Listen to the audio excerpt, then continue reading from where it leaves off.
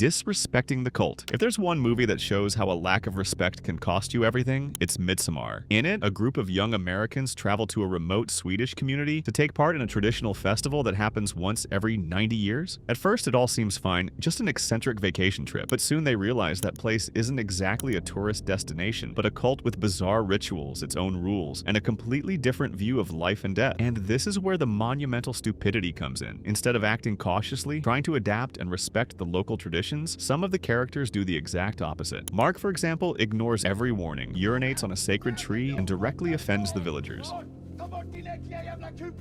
Another case, Josh insists on investigating and photographing sacred texts without permission, as if it were just another academic project. The result? Each one of them pays a heavy price, and it doesn't take long before they become part of the rituals they mocked. Now, let's be honest. Would you go to an isolated village full of strange symbols and thousand-year-old traditions and just shrug off their rules? That's basically asking to become a sacrifice, running blind. In the movie X, a group of young filmmakers travel to an isolated Texas farm to secretly shoot an adult movie. The idea? Make quick money and get famous in the 1970s. But as every horror fan knows, it's never a good idea to hide out in an unfamiliar, isolated place, especially when the homeowners are an old couple with a creepier vibe than usual. Among the characters is Lorraine, played by Jenna Ortega. Unlike the others, she didn't even want to be part of the movie. She was only there because of her boyfriend, who was involved in the production. Once the massacre begins, Lorraine witnesses brutal deaths and completely panics. In one of the tensest moments, she decides to just run for it, driven by fear. But that very impulse is what seals her fate. Without looking around, without protecting herself, and without planning an escape, we need to stick together. I hate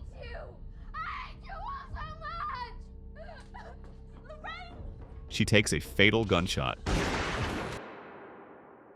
Not hanging up the phone. In The Ring, everything starts with the infamous cursed VHS tape. Whoever watches it receives a phone call saying they only have 7 days left to live. The rule is simple, direct, and terrifying. Rachel Keller, the journalist investigating the curse, watches the tape, and right after, the phone rings. And here's the dumb move. Instead of hanging up immediately or even avoiding the call altogether, Rachel just stands there listening to the sinister voice whisper, 7 days.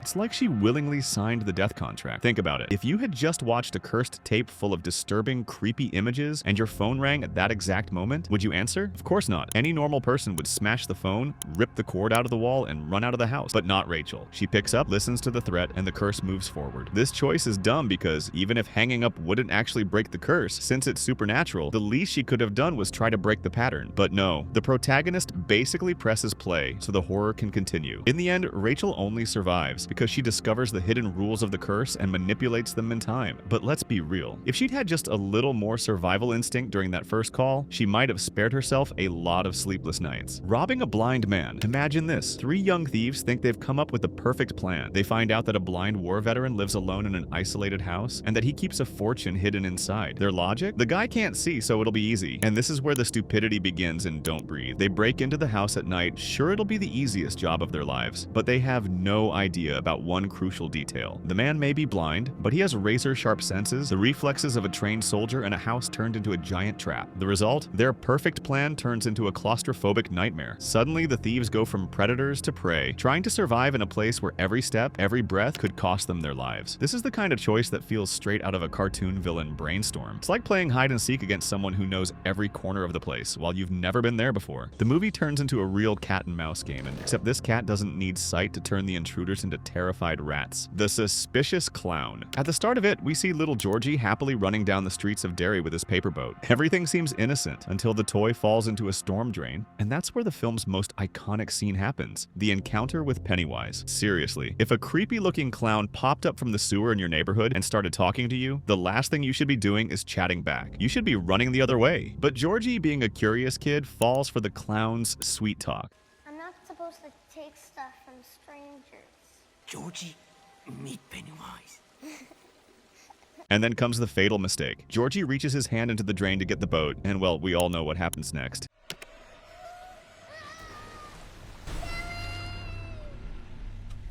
Throwing away the map. The Blair Witch Project is one of the most iconic found footage films ever. In it, 3 film students set out into the woods of Burkittsville to investigate the legend of the Blair Witch. What starts as an innocent documentary turns into a nightmare. Strange noises at night, stick figures appearing out of nowhere, and the constant feeling that something invisible is following them. Now, if you're lost in a dark forest, hungry, tired, and terrified, what's your #1 priority? Hold onto the map like it's the most valuable thing in the world. But nope, the group makes one of the dumbest horror movie mistakes ever. In a fit of rage and desperation, Mike admits that he threw the map into the river. I kicked that fucking map into the creek yesterday. It was useless. I kicked that fucker into the creek. They had the only clue to getting out, and he tossed it away like trash. That moment doesn't just show how close the characters are to a mental breakdown, it also marks the point of no return. From then on, they're completely at the mercy of the forest and the witch. It's that stupid decision that pushes the situation into total despair. The death pipe. Picture this. You're driving down a lonely road with your brother when you see a creepy figure dumping something bloody into an abandoned drain pipe. At that point, the logical reaction is speed up, call the cops, and never look back, right? But not in the world of Jeepers Creepers. Trish and Derry, instead of moving on, decide to turn back and check it out. And that's when stupidity reaches legendary levels. Derry doesn't just look into the pipe, he actually climbs inside. That's right, the guy crawls into a dark, suspicious tunnel just because he heard a strange noise. And of course, what he finds down there is pure nightmare fuel. Walls lined with bodies, stitched together and preserved as trophies by the monster known as the Creeper. A true house of horrors that could have been avoided if they just kept driving. Now tell me, would you have the guts to go down that pipe? You don't even need to think. The answer is obviously no. This is exactly the kind of choice that only exists in horror movies, where curiosity kills faster than the killer. In the end, Derry's decision to just take a look not only reveals the creature, but also seals his fate. Grabs without a thought. When it comes to Saw, we already know that every bad decision can cost you dearly. But in Saw 2, one particular choice easily lands in the Hall of Extreme Stupidity. Addison and the rest of the group are trapped in a house full of Jigsaw's traps, each room more sadistic than the last. Then they find a glass box hanging with a syringe inside. That syringe holds the antidote for the gas that's slowly killing everyone. And then comes the brilliant idea. Stick your hands through the openings in the box to grab the key. But there's a catch. The holes are designed as a trap. You can push your hand in, but you can't pull it back without shredding yourself. And what does she do? Exactly that. She shoves both hands inside at once, desperate without thinking of any alternative. The result, she gets stuck, slices up her arms, and still doesn't manage to grab the damn syringe. The electric pool. What's dumber than one teenager in a horror movie? A whole group of teenagers in a horror movie trying to come up with a foolproof plan. In It Follows, Jay is chased by a supernatural entity that never stops walking until it reaches its victim. The friend's brilliant solution? Put the girl in the middle of a swimming pool and surround the edges with plugged-in electronics. Think about it. They had already seen that the entity couldn't be killed by bullets, but somehow thought electricity would do the trick. They basically set up an electronics store around the pool, as if the monster wouldn't notice the obvious trap. And the worst part? The plan depended on absolute perfection. The creature had to step into the exact spot, Jay had to stay perfectly still as bait, and nothing could go wrong with the wires, outlets, or appliances. And of course, it all goes wrong. The monster figures it out and starts throwing the electronics at Jay, turning the trap into an even bigger danger.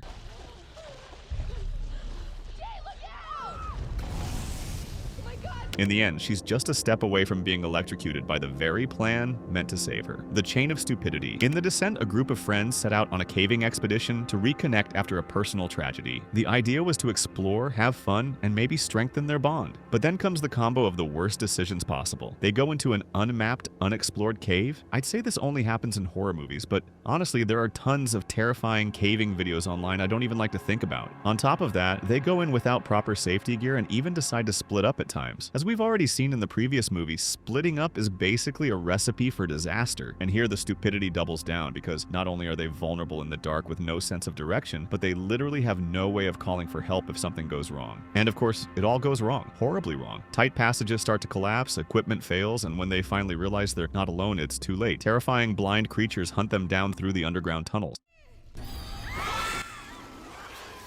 Think about it. Who in their right mind crawls into a claustrophobic, unknown hole with no exit plan and no proper gear? They practically begged for the massacre to start. That dumb decision not only ramps up the suspense, but defines the movie's whole tone. It's not just the creatures that are deadly, but it's human recklessness itself. Saving the dog. In the middle of a zombie apocalypse, every choice matters. You need strategy, cold blood, and above all, to avoid unnecessary risks. But in Dawn of the Dead, the group throws all that out the window for a dog. Here's the situation. The survivors figure out that zombies don't attack dogs. That means Chips, their furry friend, can move between the undead without being noticed. So they send him with supplies to another group hiding in a gun shop across the street. So far, so good. The problem starts when Chips squeezes through a small opening into the shop. That little gap, safe enough for a dog, also becomes the perfect entry point for zombies. They swarm in right behind him. Now the poor pup ends up trapped inside, surrounded by creatures. And that's when the humans decide to make their worst call, a rescue mission. Armed with what they can carry, they cross over to the shop, fully aware they'll be walking straight into zombie territory. The plan is messy from the start. Gunfire, noise, and open doors all draw even more attention. What should have been a clever use of the dog's advantage turns into chaos. Instead of staying safe, the group basically hands the zombies an opening to attack. The rescue does more harm than good. It weakens their strategy, burns resources, and almost costs several lives. And all of it because nobody wanted to accept the hard truth of an apocalypse. Sometimes sacrifice is inevitable. Don't get me wrong, I love dogs too, and the scene definitely hits the audience in the heart. But in survival logic, it's one of the dumbest choices possible, especially since the zombies weren't even after the dog in the first place. The doggy door. Speaking of dogs, Scream has one of the dumbest escape attempts ever. Tatum Riley is, to a point, one of the smarter characters in the movie. When Ghostface corners her in the garage, she actually fights back, throwing bottles, hitting him, not just screaming and running. Up to that point, all good. The problem comes when she tries to escape. With the house door locked, she runs back to the garage, but the exit is blocked. Her only option? Crawl through the doggy door in the automatic garage door. And that's where stupidity comes in. Not because she didn't think, but because it was the worst possible choice. She manages to squeeze halfway through but gets stuck. Ghostface, of course, takes advantage and flips the switch.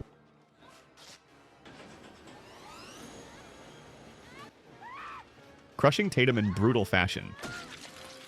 Digging up Jason. In Friday the 13th, Part 6. Jason lives. The idea was simple. End Jason Voorhees' story once and for all. After all, the guy had already left a massive trail of bodies at Crystal Lake. The problem is, in horror movies, there's always someone ready to make the worst choice possible. And here comes the fatal mistake. In a completely impulsive act, one of the characters decides to dig Jason up. The genius this time is Tommy Jarvis, the same kid who survived Jason in earlier films and spent his whole life traumatized by the monster. Driven by fear that Jason might come back, Tommy does exactly what he never should have. Opens the coffin and disturbs the beast. Result, Jason gets resurrected, and of course comes back even angrier. Think about it. When you know a villain is only quiet because he's dead and buried, the last thing you should do is mess with that. That dumb choice not only brings Jason back, but basically guarantees the entire bloodbath of the film. In other words, if Crystal Lake became a massacre again, the blame isn't just on Jason, but also on this guy, cutting the foot. The movie that kicked off the whole Saw franchise already starts with a suffocating situation. Dr. Lawrence Gordon and Adam are chained inside a filthy bathroom, each shackled at opposite ends, with a corpse lying in the middle and just a few tools within reach. Among them is a rusty saw, which, as they quickly realize, isn't meant to cut metal, but flesh, yes. When Gordon gets a call about his kidnapped family, panic takes over. He hears his wife and daughter screaming, a struggle, and finally, a gunshot.